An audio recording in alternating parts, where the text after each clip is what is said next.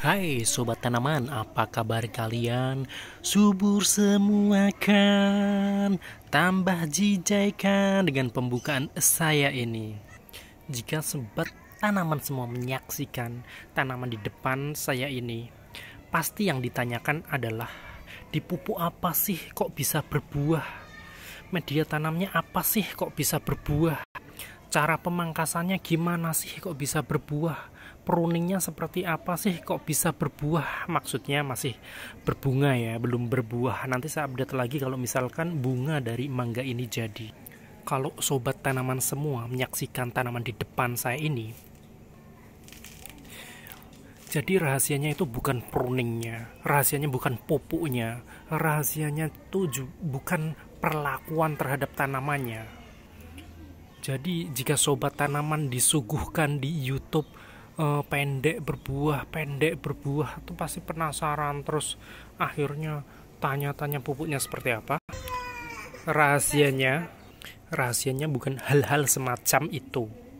Memang benar jika misalkan kita mendapatkan bibit itu dengan sambung susu, dengan berbagai macam jenis tanaman mangga itu lebih cepat berbuah, itu mungkin betul.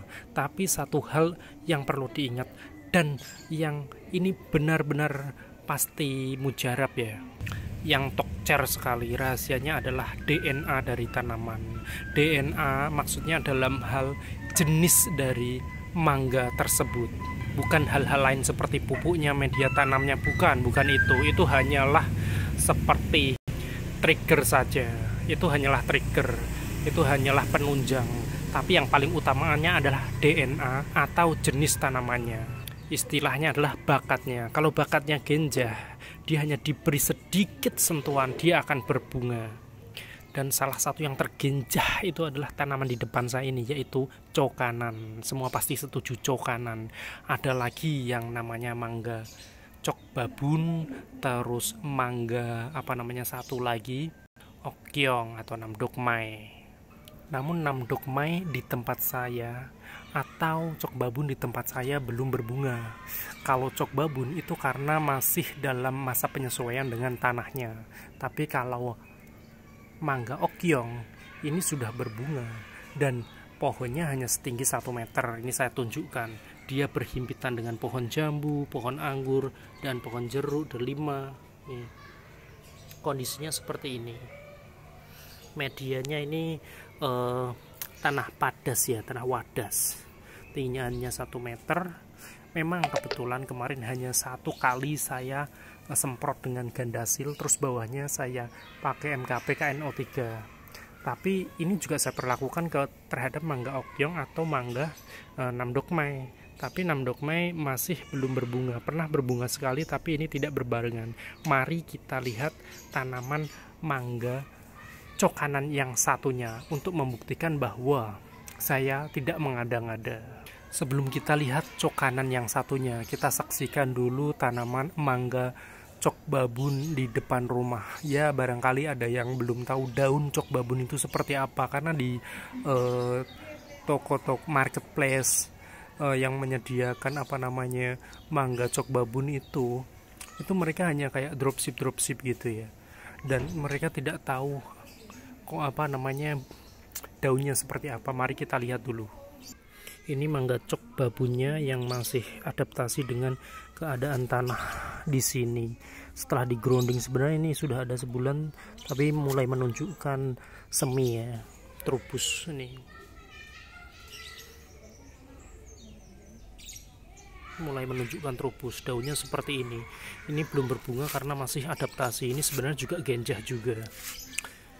Ini mangga cok babun yang saya tanam, dan ya saya khusus menanam mangga-mangga yang genjah. Buat apa menanam yang susah dibuahkan seperti itu.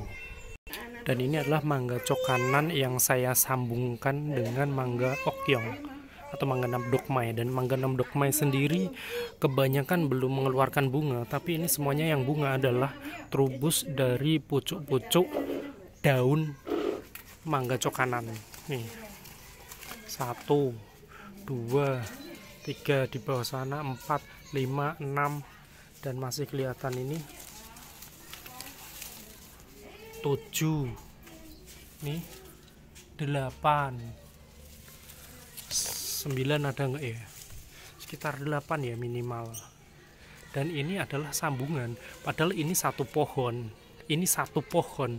tapi yang mangga namdokmai atau okyong dia belum mengeluarkan bunganya, padahal ini ada perlakuan MKP KNO3 dan juga di atasnya, di dahan-dahannya ini saya semprot dengan gandasil B. Mari kita lihat ke bawah sambungannya kalau sobat tanaman semua belum percaya. Kita lihat dari atas, jadi biar tidak ada edit-edit atau tipuan kamera. Ini ada terselip pohon apokat aligator. Nah, mari kita lihat. Dan ini bekas sambungannya. Ini disambung bulan Agustus tahun 2019. Dan ini adalah bunga yang kedua. Bunga yang pertama saya agak lupa ya, mungkin Februari itu menghasilkan buah ya, Februari menghasilkan buah. Jadi selang beberapa bulan setelah disambung itu dia berbunga, kemudian menghasilkan buah. Terus setelah menghasilkan buah dia bersemi 2 kali sekali, terus dia menghasilkan buah lagi, bunga maksudnya. Ini setelah saya semprot gandasil B dan bawahnya MKP KNO3. Tapi itu juga saya perlakukan kepada tanaman yang sambungan satunya. Maksudnya dalam satu tanaman ini kan ada namdokmai atau okyong dan juga satunya cokanan. Tapi yang mengeluarkan buah semuanya dari cokanan. Jadi bisa dibayangkan kalau di YouTube kalian heran kok kecil bisa berbuah, pupuknya apa, proses perlakuannya apa, pruningnya seperti apa. Itu hanya salah satu faktor kecil. Faktor terbesarnya adalah bagaimana gennya, DNA-nya, sifat alaminya, karakter dari pohon tersebut. Jika yang Anda pilih adalah cokanan, berarti Anda berada di jalur yang tepat. Dia hanya perlu sedikit sentuhan, bahkan tanpa sentuhan dia akan mengeluarkan bunga. Jadi itu salah satu rahasia jika sobat tanaman semua pengen mangga kecil itu sudah berbuah. Apakah mangga cokanan itu mengecewakan atau kurang bagus lah untuk ditanam? Enggak. Saya sendiri justru sangat memfavoritkan mangga ini selain okyong dan juga cok babu. Saya sangat memfavoritkan mangga ini.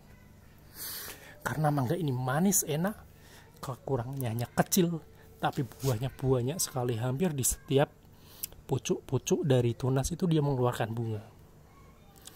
Segitu saja rahasia dari saya. Tak lupa saya ucapkan, wabillahi taufik wal hidayah, wassalamualaikum warahmatullahi wabarakatuh. Selamat menanam mangga cokanan.